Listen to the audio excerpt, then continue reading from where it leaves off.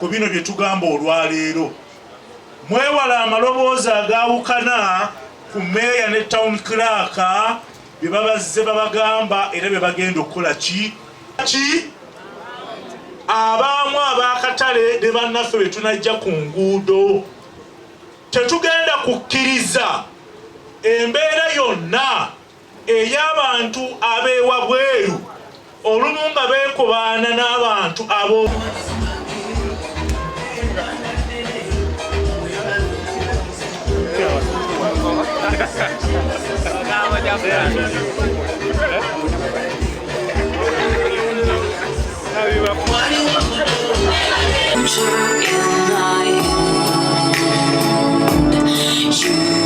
kulagira kwata omukulu oyo mu integrating mu kakiiko kammwe kano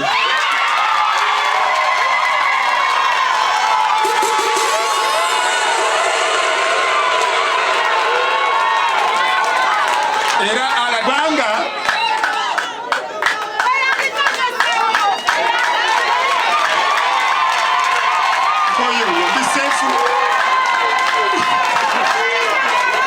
twatambula ne bassemwogerere ne baani bonna ono omukulu waffe abimanyi bulungi nga batulambika kuba ffe munnange bakitaffe bali bavudde mu nsiko ng'eyo tebabitegera bamanyi fatanyayo twende koyo wayi gavumenti eno jangu mutulambike kuba ekintu kyetugendako kiri sensitive saagala kuwulira nti atono yali akola abamuleka ki kubanga mwenna mu nyumba ya kitange ebifo biki ate mwenna mujja kujyamu senga mubeera n'omazima ndwewonyaawo mungule omusana gunjekyeza kakati ekira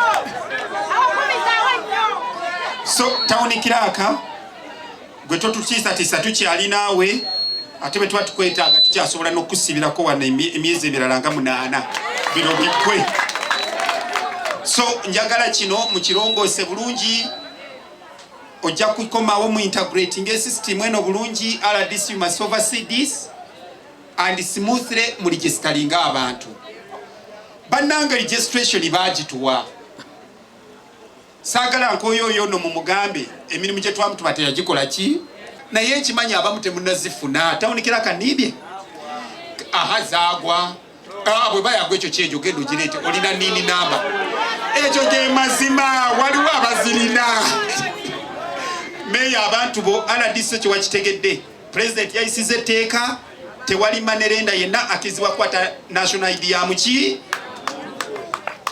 era tawunikira ka document that okiwe RDC twiki effecting kakati bw'oba togirina waliwo bana abaana yakafuluma tenafuluma chairman C1 n'owakatale buwandike ebbaluwa eraga nti ddala omutuuze wa mwami Kafeero nti oyo mwami Kafeero mutuuze wawanira omudaala gwe yakolera awo tetugumanyi namba nga tuteekako omuki kati eyo ebbaluwa nga bagiteeka kuno nga kitegeeza gwe tunafuna national ID naye omanyiddwa ate saagala nakyo mukyekwase muleke abantu ki wabweru kendaasanga asigadde wabweru nze bannange ndi muzibu nnyo kasaki wa kusavinga abantu ba muzeeyi Museveni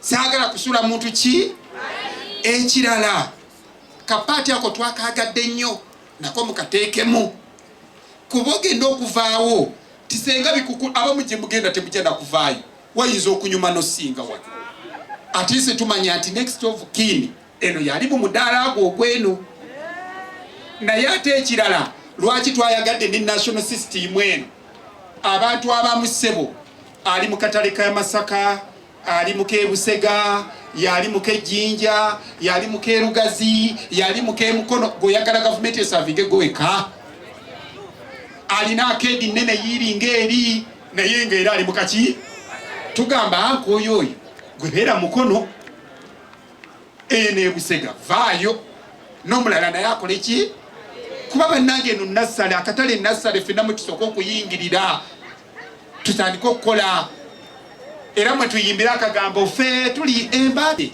ezigenda okusasula baki abakozi era buli omuwulira twasindise ya 3 kati tulinda atusindikire oyo omwami oyo azimuwa emabegaawo kyakubbali oyo ne bumulaba atya nzikiriza bulemeezi bwetedde ku ntikko kyagwe yinza otugoberera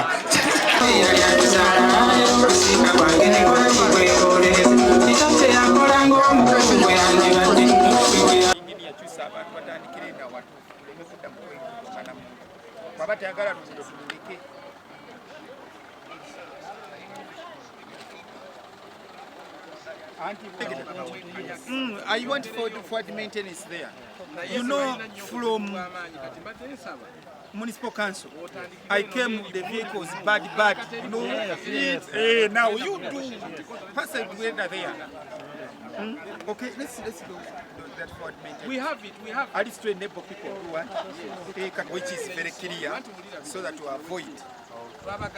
Because you're going to delay. I want you to do work quickly, and I give you more work. You don't want to work? I want to give you more work. naye abaganda bagamba ekigo ekimu tekirwa. This is the secretary. The area councillor. Who is from this place? You work with him. If there's a problem here, let him know. No, this is the deputy mayor. All the time is here. If there's a problem, ask this man. Okay. So that you let us know. But I want you let us work, okay? Time. Then you tomorrow you start for the maintenance on this road. Just pass. About commission, please. That is me. I want for the maintenance here. I don't need even the deputy mayor in the commission. I want him to ensure this road is moving. Him and the area councillor tomorrow. You work with my people and we move. I want to give you more work, but you are sleeping. You don't want us to move quickly so that we can give you more work. Before 2026, I want to add you more work because I want this road before June 2025, you know. Philip.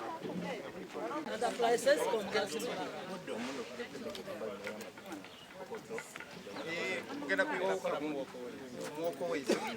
keep the local content.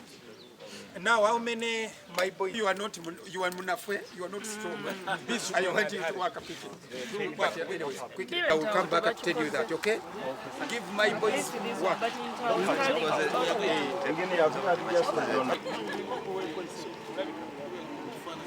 Muterere bulungi.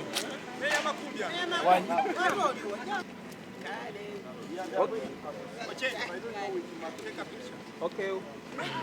We are going to say cheers. One. Church. Kubanga oluguudo olwo bwenanga mali lwayita Cathedral Rise. Lugasanyo church osingana bulungi. Ate lugasanyo ne municipality. Of course bakyalinamu obuntu bwabwe baleeta omanye engeri project gyetalinamu kusasula. Kati omuntu beesika nnyo okusobola omuntu omukkirizisa okuwaayo ettaka.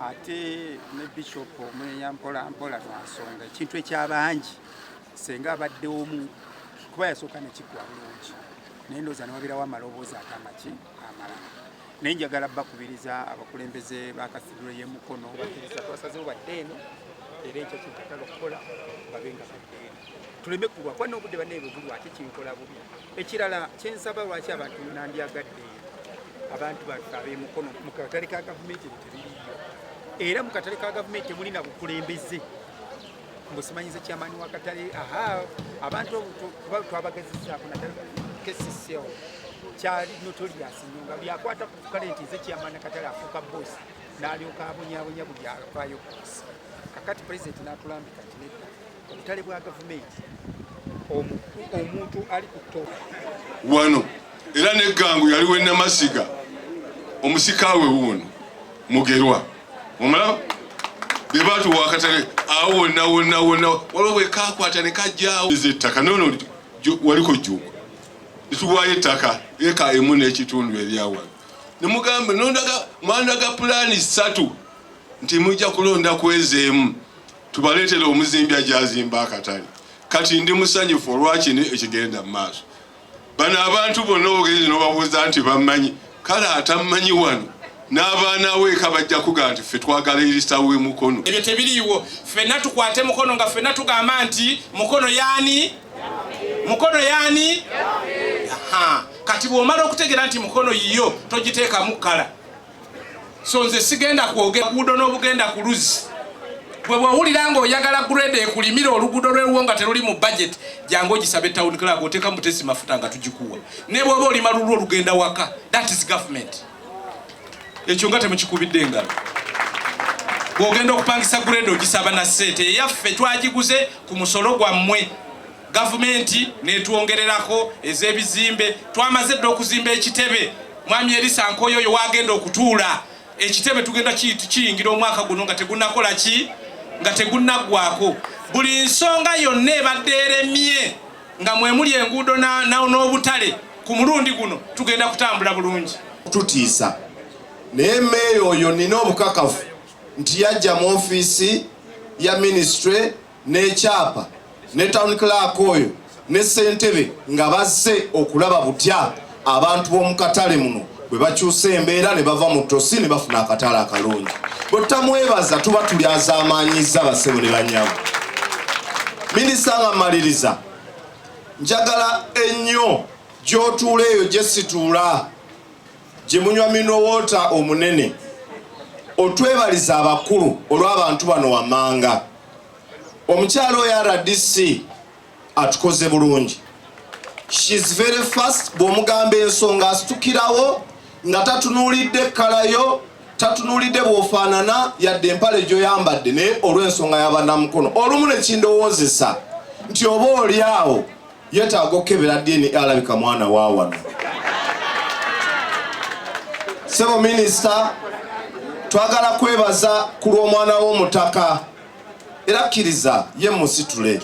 Ssebo mutabani wa Saamanya oyo bana ebintu bizibu kamuyite mwana Majeran alina speed atukozeemu omulimu era twagala kwebaza nti mwamusuumusizza kati agenda kukola mu site n'ekyo ndooza mwamusuumusizza lwa mirimu gy'akola ki tujja kumusaalirwa naye ate ndewagala n'abalala balabe ku mubisi gw'enjuki gwasobola okuvaamu oba oli awo olundi alikomawo ate n'atuweereza wano. Majeran tweyanze bassebo ne bannyabo ne mumpulira nga njogera bigambo byakwebaza mu psychology waliwo kye bayita imagery kwe kusiga ebifaananyi.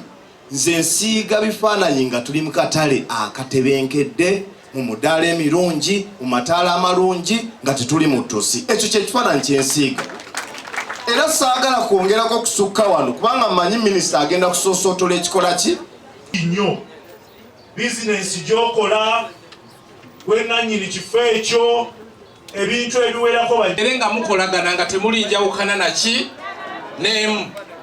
Tukkiriziganya etteeka lya gavumenti lyakyuka. Etteeka bwe likyuka ne tufuna kye bayita Market Act ne lijjawo obukulembeze obwaliwo titulonda chairperson ne bateekawo kye bayita Market Master. Eno ye Market Act section 20 eragira town clerk okulonda Market Master nga mukozi waki wa government abeera n'akakiiko kakola ki kakola nako kwensuubira nti tetuyinza kuleka bakulembeze ab'ensa. So awo tujja kulungamya tutambule n'abakulembeze bonna. Saagala mubeere n'enjawukana mu katale. Njagadde tugende okutandika project eno ne bwe naaba siriiwo nga project etandise bulungi nga bwe najja omulundi ogusooka ne mumbuuza nti naawe omwana owaffe ozze okutulimba. Kati njagala kubakakasa nga sinagenda nti sajja kubalimba. Buli kye nabagamba mu bajeti ya meeya mwami Nkoyo oyo ne ttiimu ye ey'abakansala bonna nga twegatiddwako aba division mwami Kabanda ne Kyasa nti tubituukiriza omwaka oguwedde. Era ngenda kuwa accountability eyo muleme kubuuza bibuuzo biki. Market Master okubeera nga ye chief administrator w'akatale kano konna ng'akolagana ne komiti yaffe eri ate ng'erekawo ba departmental heads mwe be beerondera nabo bajja butereevu ne bakolagana naani ne Market Master. Ale ne bwino luli mwambuuza nti toyina kyapa n'enzija nakyo kitegeeza ki nti buli muntu yenna ayina ekizimbe ku ttaka ly'akatale ekyo tugenda kukimenya. Nkiddamu nga bwe nabibagamba ogwasooka. So eno Market Act eno yo ngenda gitonera chairman wange abaddeko eyo gyagenda